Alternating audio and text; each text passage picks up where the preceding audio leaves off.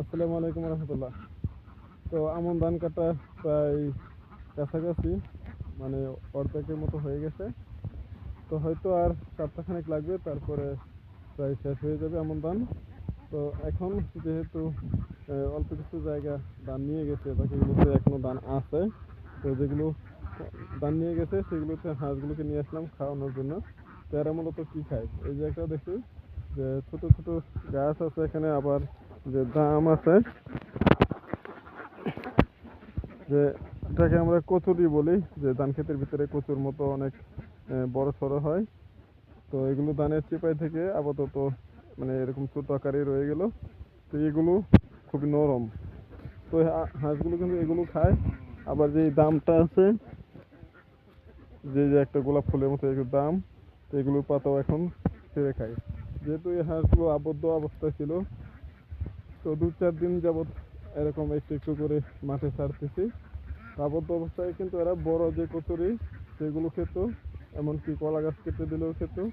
তো আর হাঁস যেহেতু ডিম পাড়া হাঁস, এরা শুধু দানাদার বা মাছ শামুক নয়, এরা কিন্তু গাছপালাও খেয়ে থাকে। তো আজকে এখন আমি খেয়াল করলাম যে হাঁসগুলো ধানের পাশাপাশি এই যে নরম ঘাসগুলো, ঘাস, দাম এগুলো খাইতেছে। আর এতদিন যেহেতু আবদ্ধ ছিল, খাবার খরচ অনেক হয়েছে। আর আবদ্ধ অবস্থায় ডিম কিন্তু সবসময় একরকম রাখা যায় না, কারণ খাবার যদি ঠিক না থাকে, একরকম না থাকে, তাহলে ডিমও একরকম রাখা যায় না। তো এখন যেহেতু মাঠ খোলা অবস্থায় মাঠে খাওয়ানো যাবে, তো আশা করছি কিছুদিনের মধ্যে ডিম বাড়তে পারে। আর হয়তো সম্ভাব্য 1 মাস, 1 মাসের মধ্যে এগুলোতে আবার ধান লাগিয়ে ফেলবে, যেটা বোরো ধান। তো আপাতত এই হাঁসগুলোকে 1 মাস পর্যন্ত রাখার চিন্তাধারা আছে। তো 1 মাস পরে এই হাঁসগুলোকে বিক্রি করে দেবো। তো এগুলো একদিনের বাচ্চা থেকে বড় করে এ পর্যন্ত নিয়ে আসলাম। হাঁসগুলোর বয়স মনে হয় 7-8 মাস হয়ে গেছে। তো মাঝখানে কিছুদিন ছিল এগুলো 80%, 75% ডিমে উঠছিল। তো আগেই বলেছি যে আবদ্ধ অবস্থায় ডিম ধরে রাখা খুব কষ্টের, কারণ খাবার এক কোয়ালিটি খাবার কন্টিনিউ রাখতে পারলে ডিমও একরকম থাকে। খাবার চেঞ্জ করলে কিন্তু হুট করে ডিম কমে যায়। নতুন একটা খাবার দিলে ওই খাবারটা এদের স্বাদে আনতে কিছুটা সময় নেয়, আর ওই সময়ের মধ্যে কিন্তু ডিম ডাউন হয়ে যায়। তো আবার ওই নতুন যে খাবারটা দেবেন সেটাও ধরতে ধরতে আরও 1 সপ্তাহ সময় লেগে যায়, তারপরে আবার ডিম উপরের দিকে ওঠে, মানে প্রোডাকশন বাড়ে। তো এখন 2-4 দিন যাবৎ কয়েকটা করে ডিম বাড়তেছে, যেহেতু খোলা মাঠেও খাওয়াই।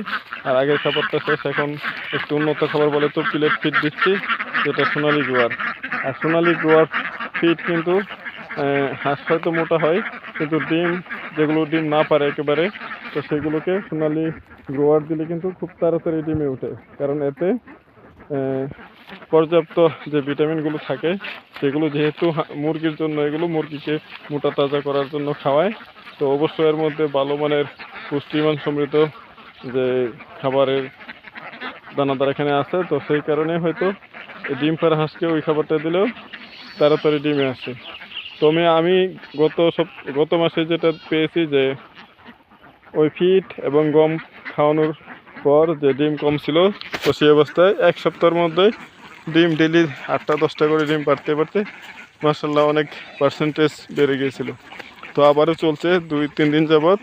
তো আজকে একটু বেশি পেরেছে ডিম।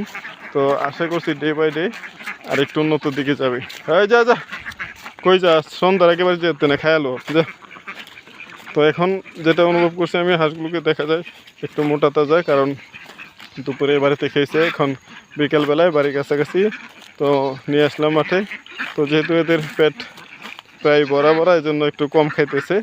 আর শুকনার মধ্যে হাঁস কিন্তু খাবার খেতে পারে না, এদেরকে পাশাপাশি পানি রাখতে হয়। তো এখানে যেহেতু পানি নেই, পানি যেগুলো আছে, যেখানে এখানে ধান আছে, তো ওখানে যাওয়া যাবে না।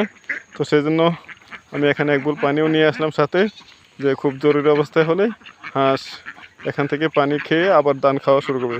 না হলে কিন্তু এদেরকে আটকিয়ে রাখা যাবে না, কিন্তু এরা খুব তাড়াতাড়ি করে আমার পুকুরে চলে যাবে, এই যেখানে আমার পুকুর।